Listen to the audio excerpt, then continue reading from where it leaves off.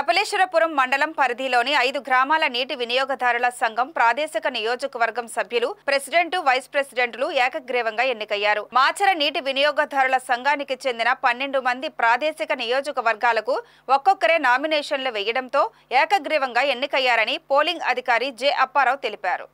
ఎన్నికైన 12 మంది సభ్యుల నుండి ప్రెసిడెంట్గా కపిలేశ్వరపురం గ్రామానికి చెందిన కొరపాటి జానకరామయ్య, వైస్ ప్రెసిడెంట్గా మాచర గ్రామానికి చెందిన సలాది సీతారాం బాబుల ఎన్నిక కూడా ఏకగ్రీవంగా జరిగిందని పోలింగ్ అధికారి తెలిపారు. రైతులను సంఘటితపరిచి డ్రైనేజీలు, సాగునీటి కాలువలు అభివృద్ధి పరుస్తామని నూతన అధ్యక్షుడు కొరపాటి జానకరామయ్య తెలిపారు. గత వైఎస్ఆర్ కాంగ్రెస్ పార్టీ ప్రభుత్వం నీటి వినియోగదారుల సంఘాలను నిర్వీర్యం చేసిందని రాష్ట్ర BC corporation director Gudala Jayababu విమర్శించారు.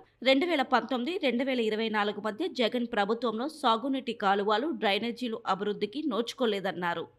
మాచర వాటర్ యూజర్స్ అసోసియేషన్ ఈరోజు ఎన్నికలు నిర్వహించడం జరిగింది. మా నీటి సంఘంలో మొత్తం 12 టీసీలు ఉన్నాయి. 12 టీసీలు ఏకగ్రీవంగా ఎన్నుకోవడం జరిగింది. అదేవిధంగా రైతులు అందరి ఒప్పందం మీద ప్రెసిడెంట్, వైస్ ప్రెసిడెంట్ వీళ్ళని కూడా ఏకగ్రీవంగా ఎన్నుకోవడం జరిగింది. అదేవిధంగా మా బాడీ అంతా గత 5 సంవత్సరాలుగా పాడైపోయిన కాలువలన్నీ శుభ్రం చేసి రైతులకు మంచిగా నీరు సప్లై చేసి వీటి మూసి అన్నీ కూడా గవర్నమెంట్ సహకారంతో అన్నీ కూడా మేము క్లీన్ చేస్తామని మీకు విన్నవించుకోవడం జరిగింది.